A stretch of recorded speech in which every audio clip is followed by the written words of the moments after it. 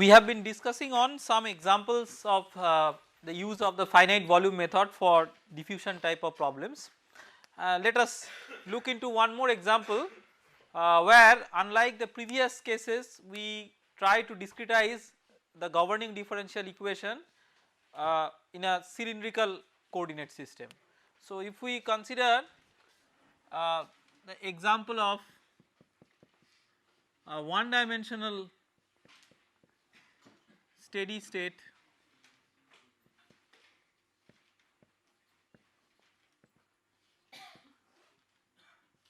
heat conduction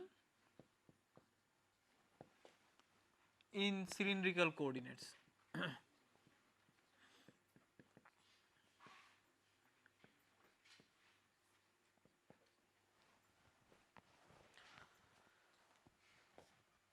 So, in cylindrical polar coordinates you could have r, theta and z as the 3 coordinates. So, what are the r and theta coordinates?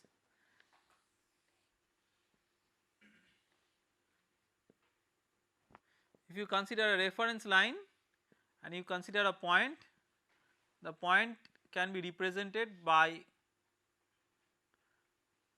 an angle theta and a radial distance r, which are basically the polar coordinates.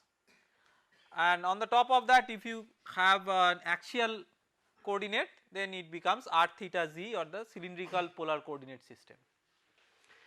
Now here we are considering a case when it is a one dimensional variation. First of all, we consider the z direction to be large, so that there is no variation along z, and it is axially symmetric, so that there is no variation with respect to theta. So only there is variation with respect to r. The governing differential equation becomes 1 by r ddr of r k dt dr plus s equal to 0.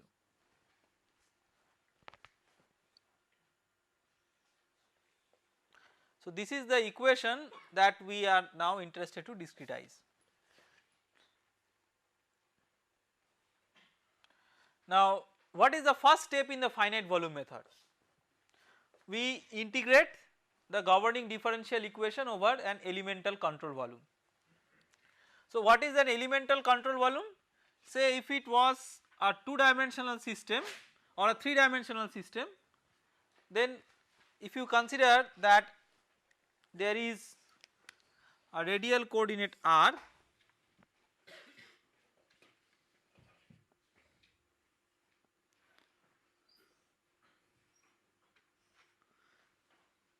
and you have an element of width dr, and let us say this angle is theta.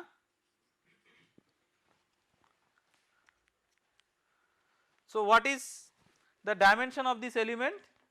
So one of the lengths, so we are talking about this element, one of the lengths is dr, the other length is r d theta.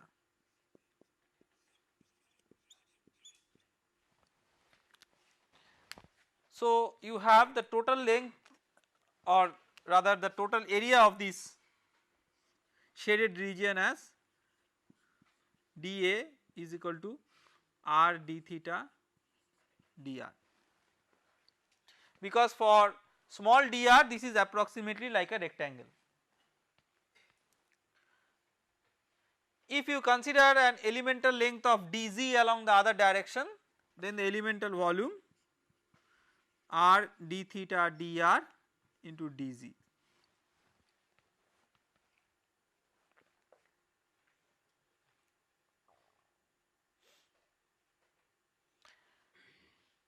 Now in our case we do not have variations with respect to theta and z, but even if you consider that, it will remain inconsequential. So in our case, what is that which varies? So if you consider this dV, it has 3 parts. One is r dr, which is due to variation in r, then d theta, then dz. So integrating the governing equation over the elemental control volume is as good as multiplying this equation by RdR, because there is no theta or z variation, or even if it is there, it cancels from all the terms equally. There is no specific variation. So what we do is we multiply by RdR and integrate it with respect to R.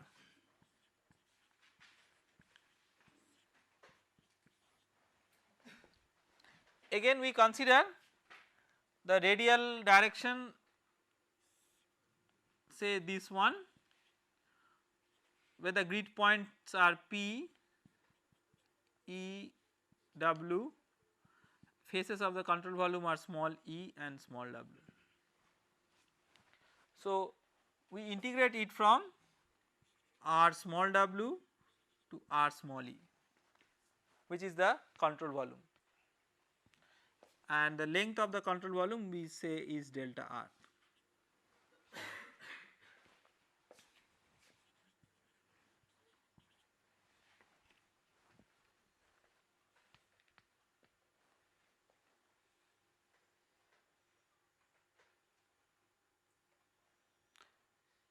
So what we can see here is a very interesting thing, that because of this multiplication by the RdR term, when we evaluate the integral, this 1 by R singularity of the governing differential equation goes away. This is one of the intrinsic advantages of the discretization using the finite volume method. See, in any other method you have to bother about what is 1 by R at R equal to 0. You have to treat it in a special way, because it at R equal to 0 it is singular. But here you do not have to care about what happens at R equal to 0, as if you are starting with R tends to 0 plus, and in that condition no matter whatever the value of R is beyond 0 plus, you can cancel 1 by R and R, so that the effect of 1 by R does not remain. So with that understanding you can integrate this term. So let us integrate this term.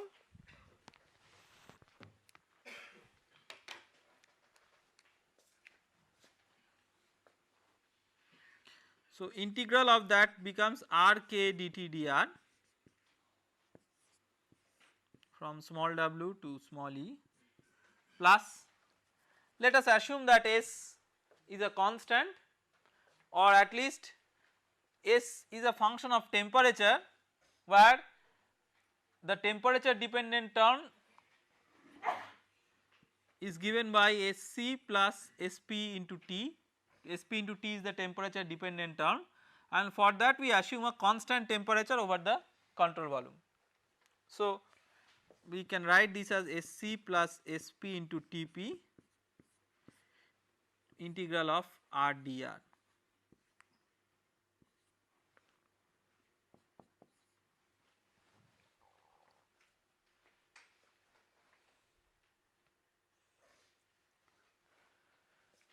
In the next step we have to make a profile assumption for dt dr, or profile assumption for T to evaluate dt dr. So what can be an acceptable profile assumption for T? Piecewise linear between the grid points. So let us make that choice.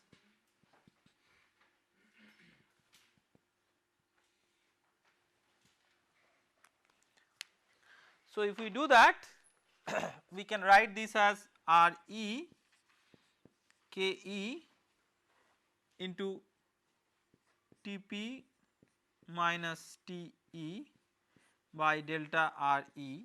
Let us mark the dimensions. This is delta Rw,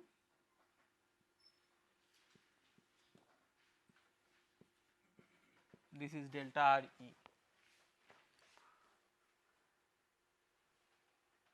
So that, sorry, this is Te minus Tp by delta Re minus RW KW TP minus TW by delta RW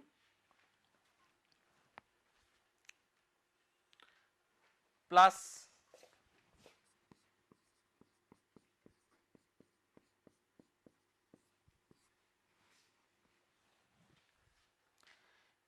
integral R dr is R square by 2. So, R e square minus R w square by 2 equal to 0.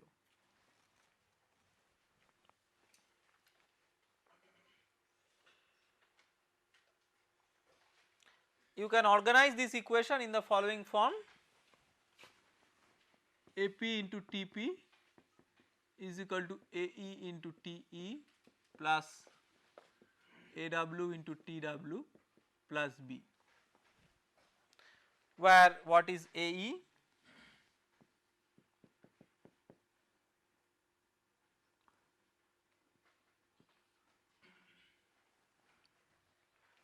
RE KE by delta RE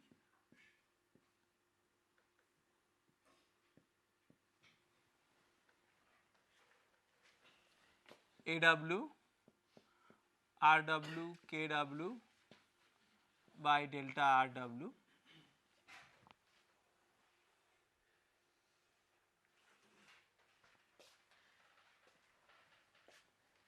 AP is equal to AE plus AW minus SP into RE square minus RW square by 2, and B is SC into RE square minus RW square by 2.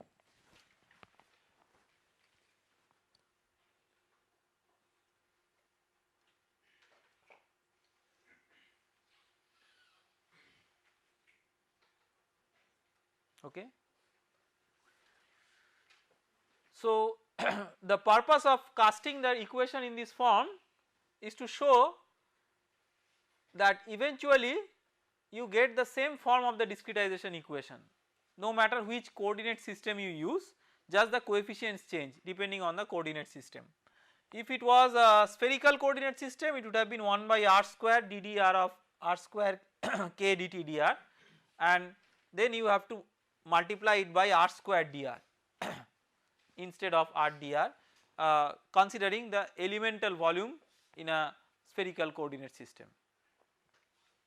Now, let us move further ahead. We have till now discussed about steady state problems, but we are also interested about unsteady state problems, and many interesting unsteady state problems occur in physical reality. So, let us try to discretize or see the discretization of the diffusion type of problems considering the unsteadiness of the governing equation. So, now we will move on to one dimensional unsteady state diffusion problems.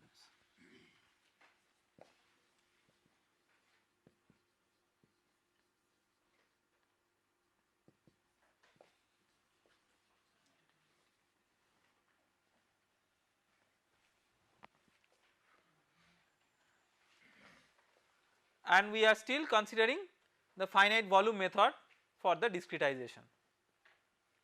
So, finite volume method for one dimensional unsteady state diffusion problems.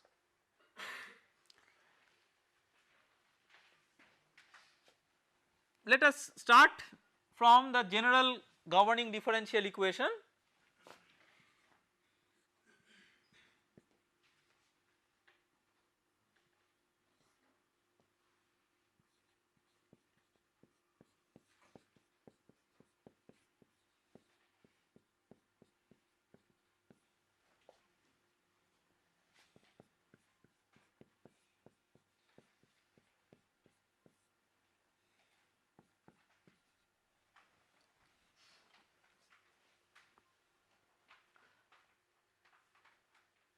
So this is the governing differential equation.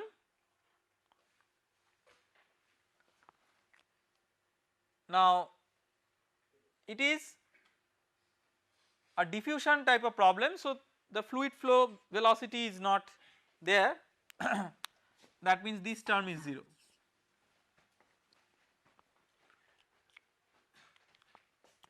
Further, because it is one dimensional, this will become ddx of k dt dx, not ddx but partial derivative now, because t is now a function of both x and time.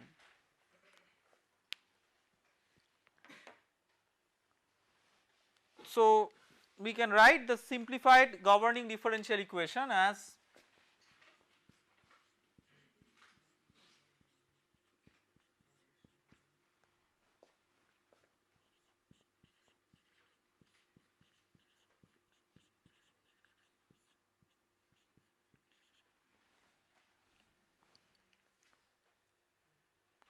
we consider an example with s equal to 0 just for simplification, because our objective is not to show how to discretize the source term, that we have already shown through the examples of steady state problems.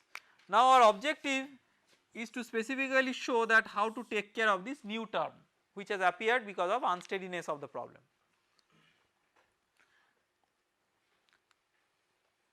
So the first step will be what? We have now two terms in the equation. One is an unsteady term, another is the conduction term.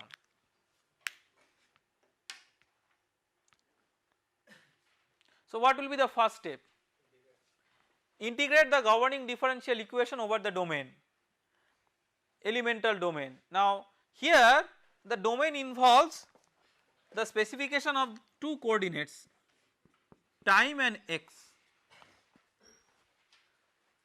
So when you integrate it over an elemental volume in the domain space will have elemental time also, dt and dx.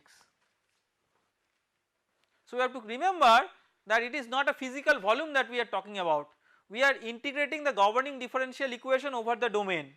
If the domain is a physical volume, then that is alright, but even if the domain is not a physical volume, it is the elemental space in the domain that we are considering. So we have a time space, we have a time coordinate and a space coordinate. So that elemental time into elemental space is a sort of element in the domain over which we are integrating the governing differential equation. That means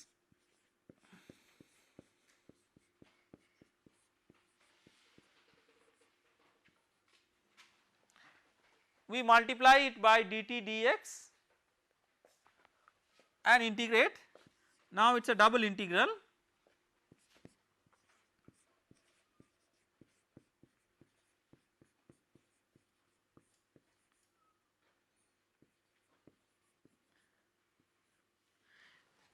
Since it is continuous, it does not matter whether you integrate with respect to x first or with respect to t first. So according to the convenience of the terms, we either first integrate it with respect to x or integrate it with respect to t. So what are the limits? The limits of time are from time t to time t plus delta t,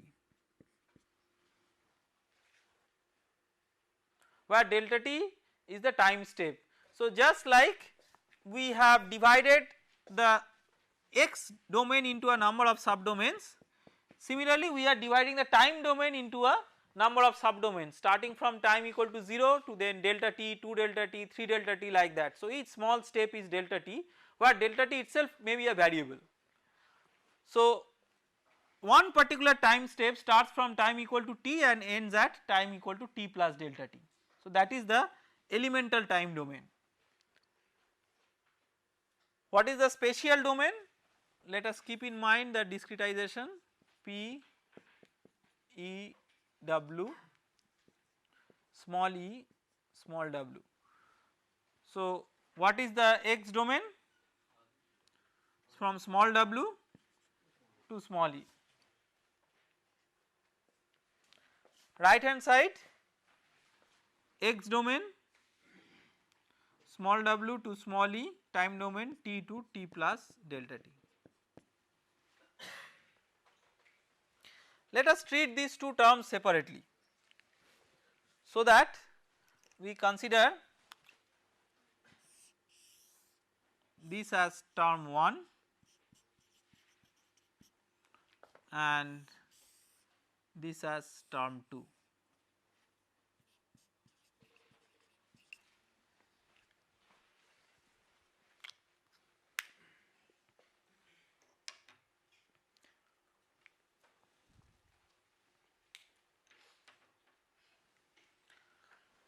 So, term 1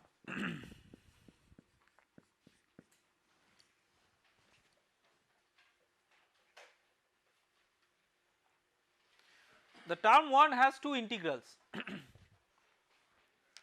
and we can split that effort therefore into two parts. First we calculate the integral in this red box and then calculate the remaining integral which is there in the green box. So when we first calculate the integral in the red box, we consider the time to be a variable keeping the space coordinate unaltered, that is called as partial integration, just like opposite of partial differentiation. So if we do that, then this comes out to be rho Cpt then del of that one. So rho Cpt at time t plus delta t minus rho Cpt at time t, then integral of this one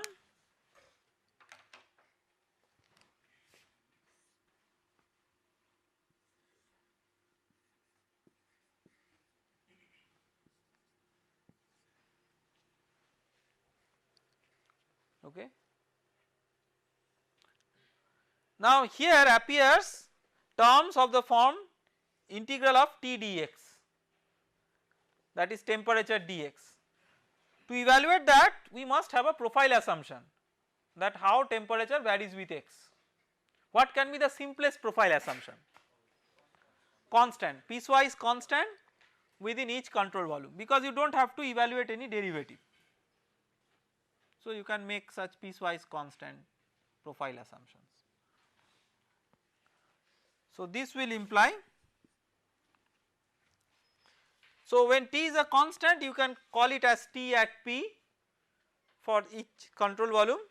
So rho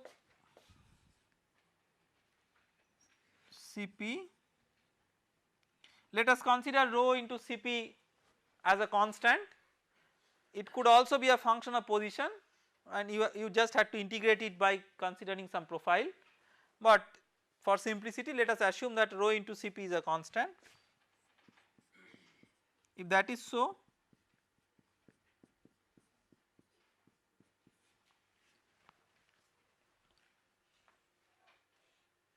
that times, so this entire thing becomes a constant, not a function of x, times integral of dx from small w to small e.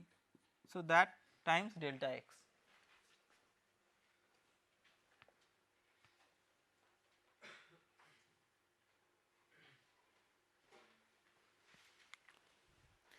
Next let us consider the term 2.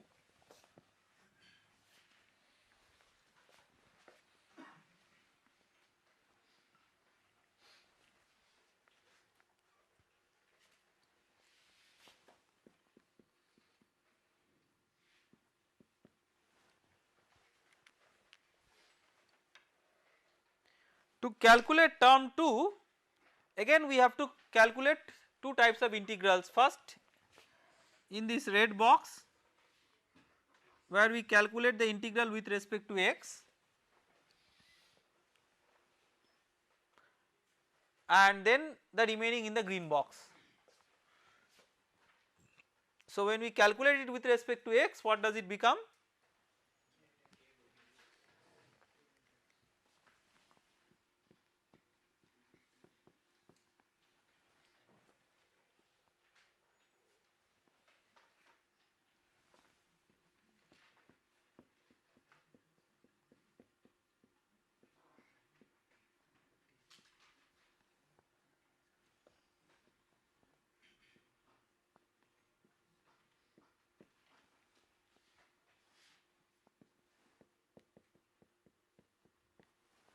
Okay.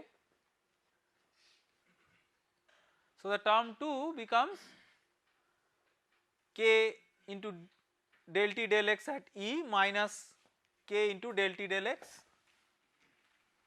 at W times dt, integral of that from t to t plus delta t.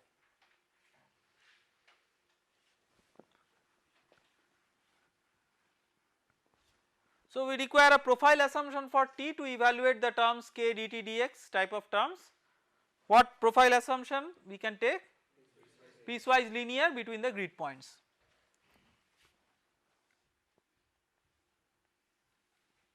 So we can see that for different terms we can easily take different types of profile assumptions. We have earlier discussed that why we can do it, because at the end this history of profile assumption is lost once you evaluate the integrals. So the profile assumption is solely for evaluation of the integrals, you do not require this for any further interpolation or any other calculation, and therefore you have the flexibility of using different profile assumptions for different terms in the governing equation. Now you can write this as Ke Te minus Tp by delta Xe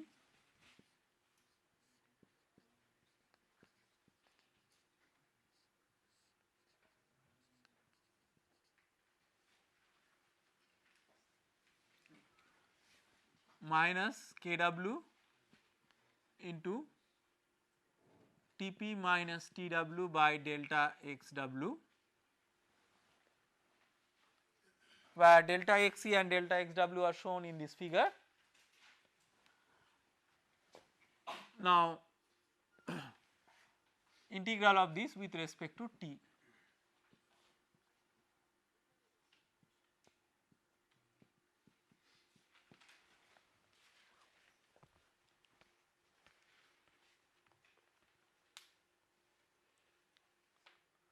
Now here comes the important question.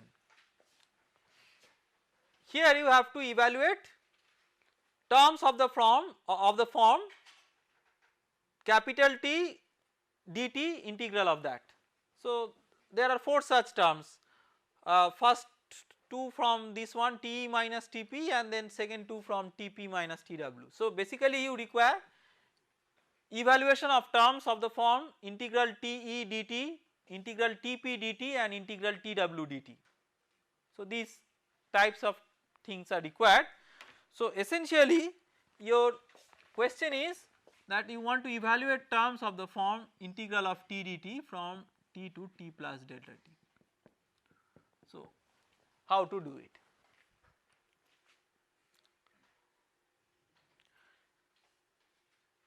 It requires again a profile assumption for temperature over time. Just like you require a profile assumption for temperature over space to evaluate integral T dx, similarly you require profile assumption of temperature over time to evaluate integral of T dt.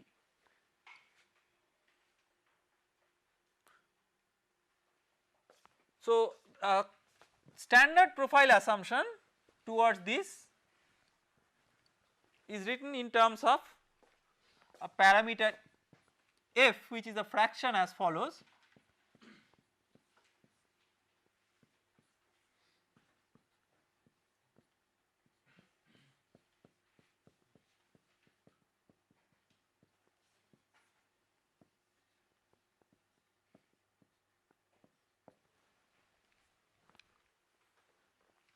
So it is f is a weight and it is considered to be some weighted combination of temperature at T and temperature at T plus delta T, if this is P. So in general, if forget about the subscript P, it can be temperature at any point.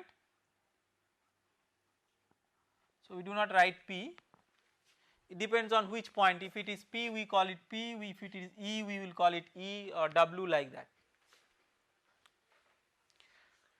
So this is an intuitive profile assumption where we are dumping some weight on the temperature at T, some weight on temperature at T plus delta T. Remember, these are the two discrete points at which we know the temperatures, or rather we are to determine the temperatures.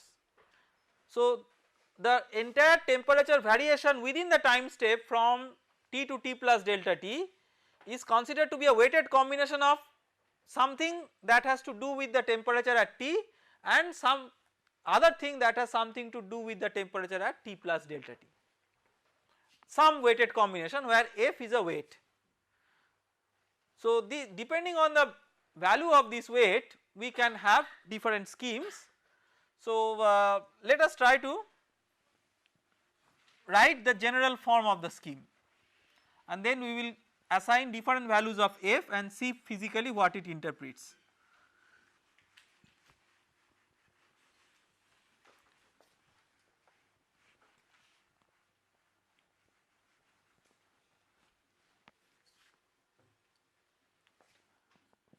So we have Ke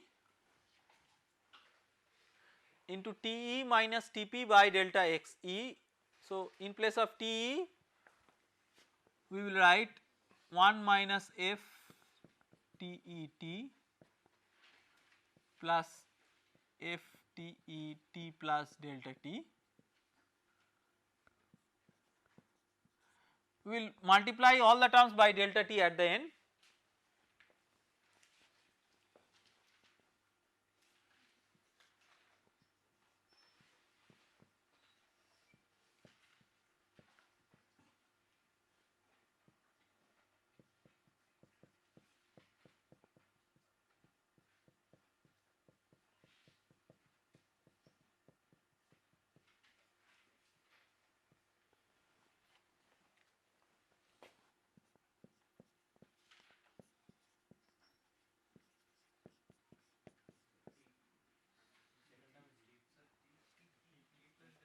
This is P, right? Yes.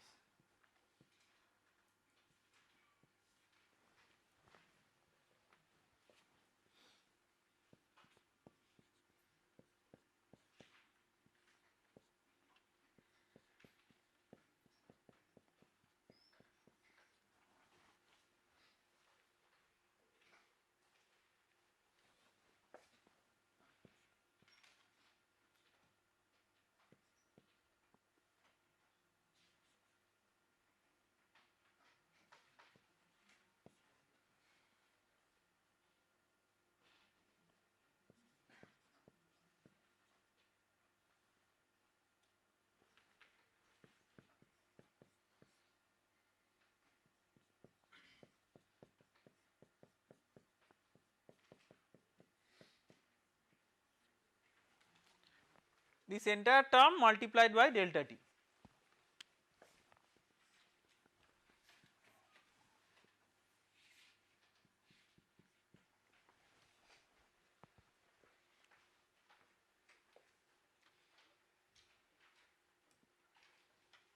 Okay.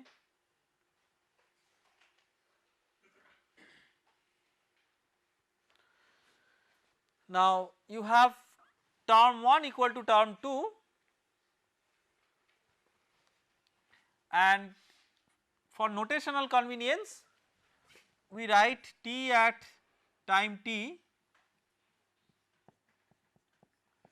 as T0 and T at time T plus delta T as T1, which we call as just T.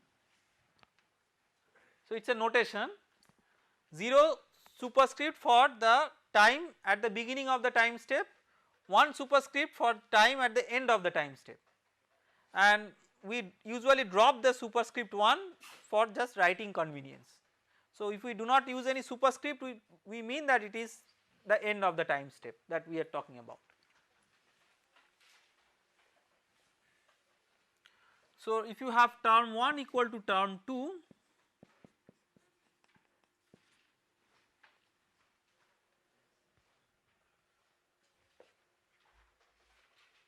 then we have AP into TP is equal to AE into TE plus AW into TW plus AP0 into TP0 plus B. Let us complete the evaluation of these coefficients and then we will see what are the implications of this new coefficient AP0 which has appeared. So, what is AE?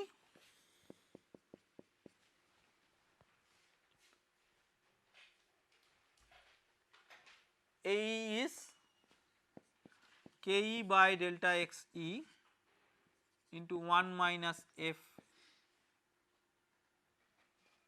sorry, not 1 minus F but F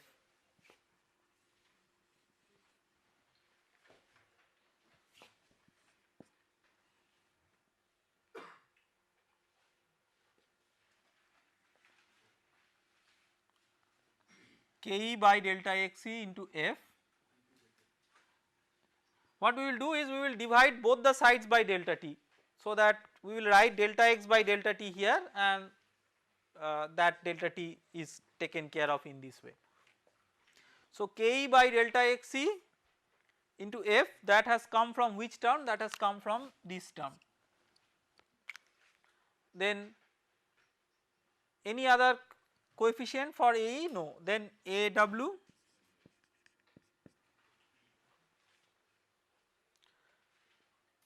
similarly KW by delta XW into F, that is from here.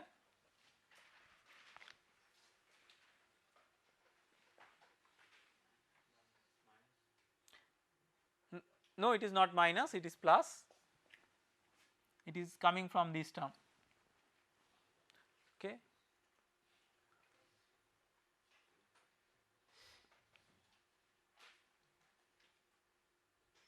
Then AP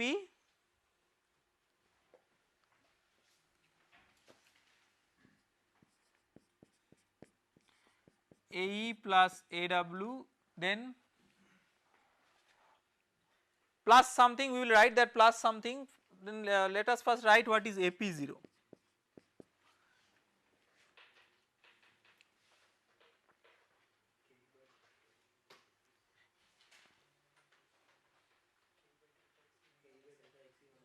AP0 is the coefficient of TP0. Where is TP0? TP0 you have in both in term 1 as well as term 2. So, you have one TP0 here, another TP0 here and the third one here.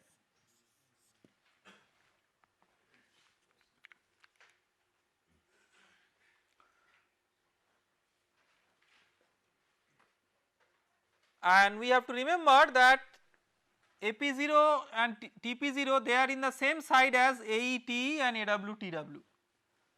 So, these two will be, so this will be minus effect, this will be a minus effect and this will be a plus effect because this will go in the other side.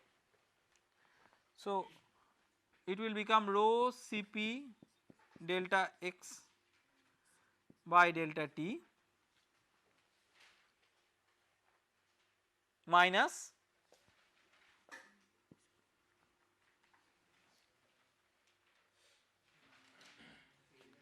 Ke by delta xe into 1 minus f minus Kw by delta xw into 1 minus f.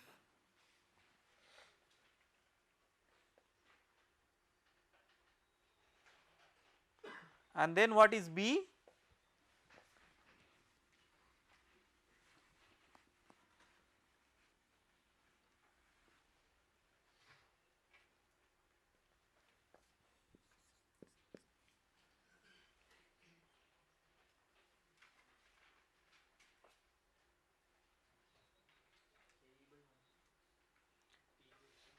the remaining terms. So, Ke by delta Xc into 1 minus f Te 0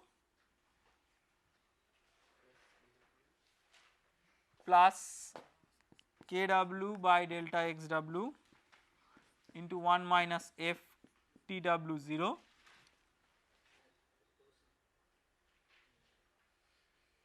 then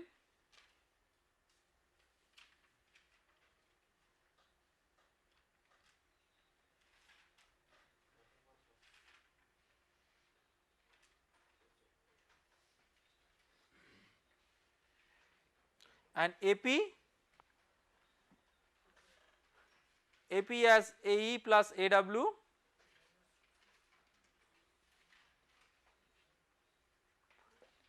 what are the terms which involve AP? Let us identify.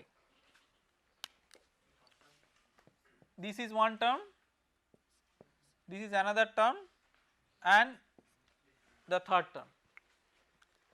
So, this term is AE, this term is AW and then rho Cp delta X by delta T.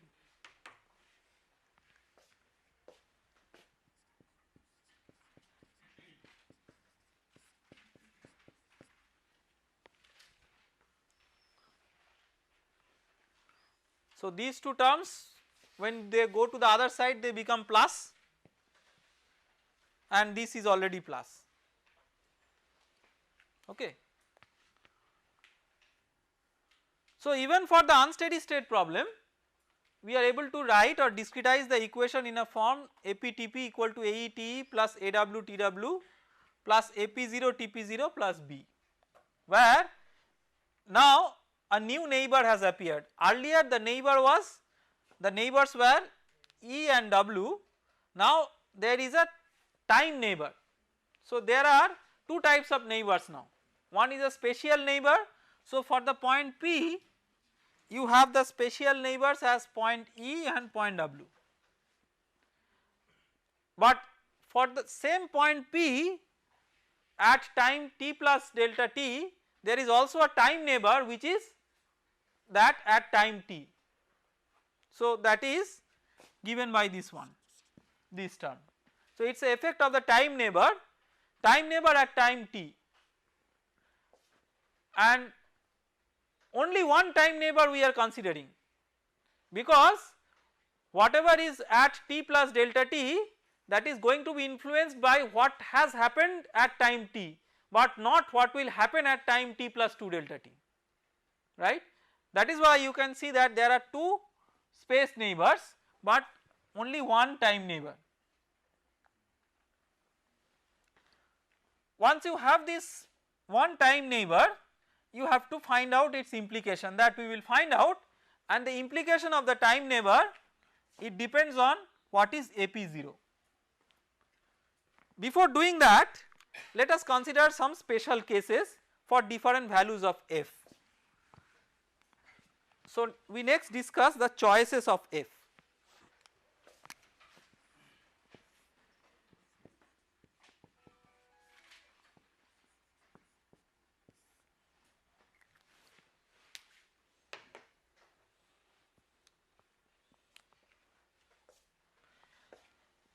Let us try to make a sketch of the variation of temperature with time between time t to time t plus delta t depending on what value of f we choose.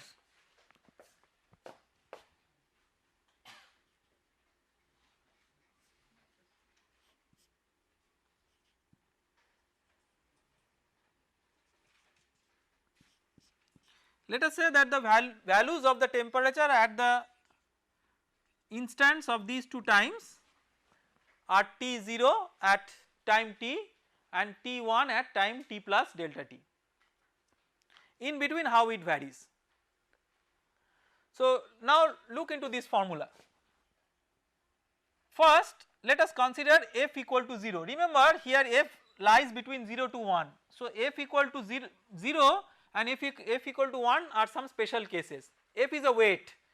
So, any weight that can be assigned to either of these temperatures is either a 0 weight or a 1 weight or something in between, but nothing less than 0 or nothing greater than 1.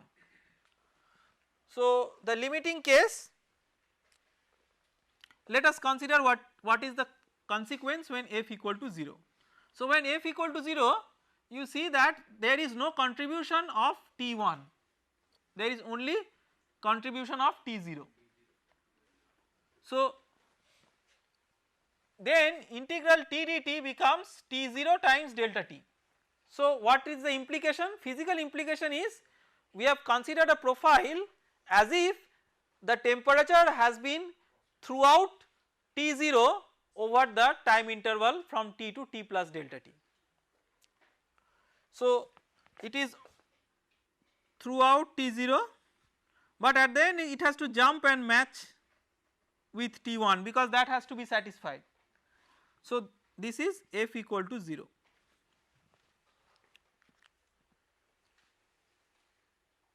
It is clear, f equal to 0 means the throughout the time interval the temperature is T0, but of course it has to assume a new value of T1 at the end, so it suddenly jumps from T0 to T1 at the end. So that is the profile. F equal to 1, f equal to 1 is the other thing, that it means that throughout the interval the temperature becomes T1. So what it does is suddenly it jumps from T0 to T1 and then remains T1 throughout. So this is f equal to 1.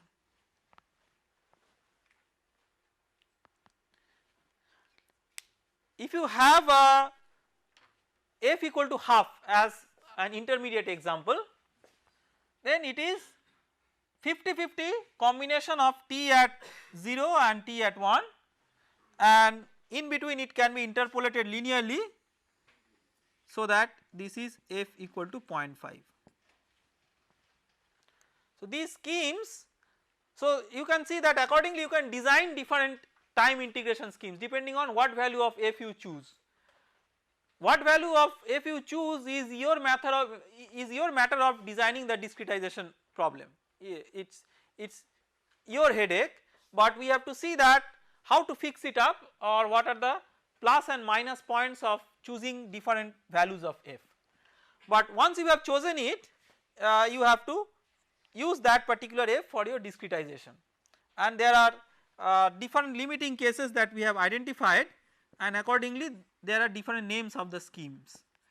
If f equal to 0, this time discretization scheme is known as fully explicit scheme, or in simple words just explicit scheme. If f equal to 1, it is called as implicit scheme,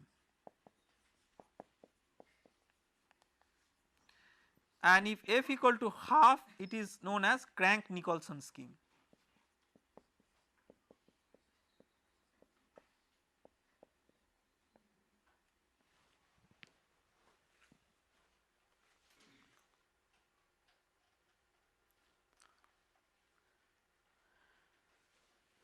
Let us try to figure out first the coefficients corresponding to different values of f and see that what is the consequence of such coefficients.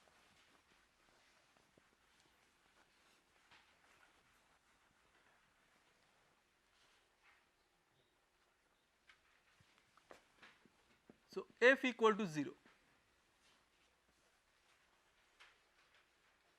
If f equal to 0, you can readily see that AE equal to 0, AW equal to 0,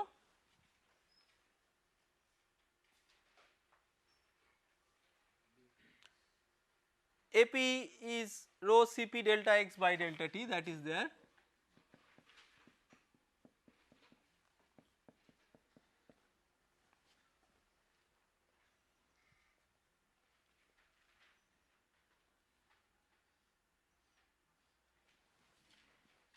AP0 is rho Cp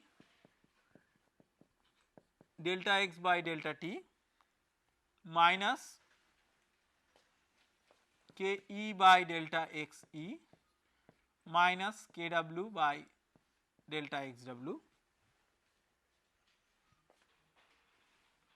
B is equal to Ke by delta Xe Te0 plus Kw by delta Xw Tw0. So, you can write for that case APTP is equal to AP0 TP0 plus B. So, Tp you can explicitly express in terms of T at the previous time step. So, you can see that here in this Tp0 you have temperature at the point P at the beginning of the time step, that is at the end of the previous time step. In B you have Te0 and Tw0. So, what do you infer from here?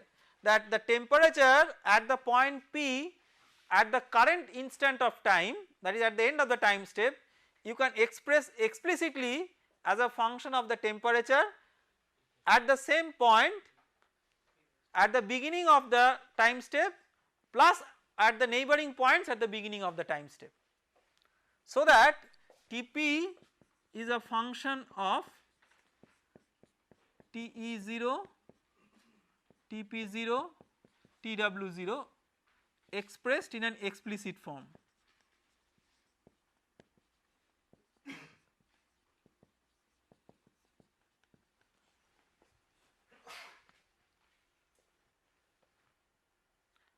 Okay.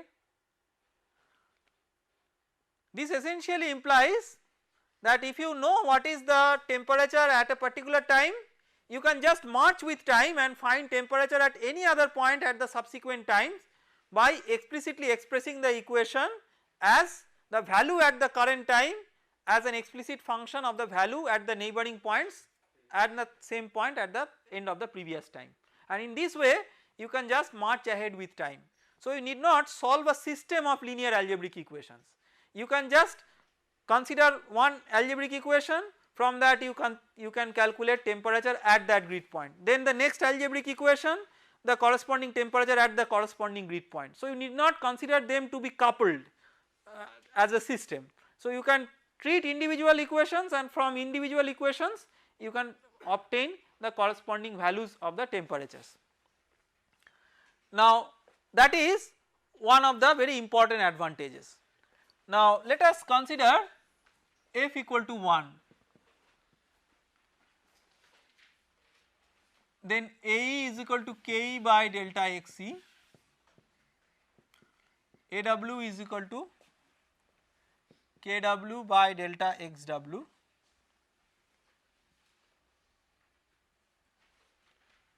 AP is equal to whatever AE plus AW plus rho Cp delta X by delta T, AP0 is equal to rho Cp delta X by delta T and B is 0.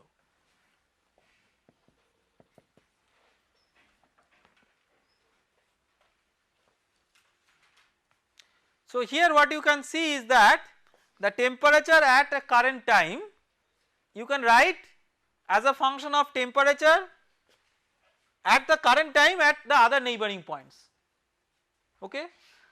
So, Tp now is a function of T now, Tw now and so on, so that you cannot explicitly obtain Tp now from this equation. You have to simultaneously solve for all the grid points the coupled equations to get Tp now from the system of equations, and you have to start of course with an initial condition that what is the value at time equal to 0.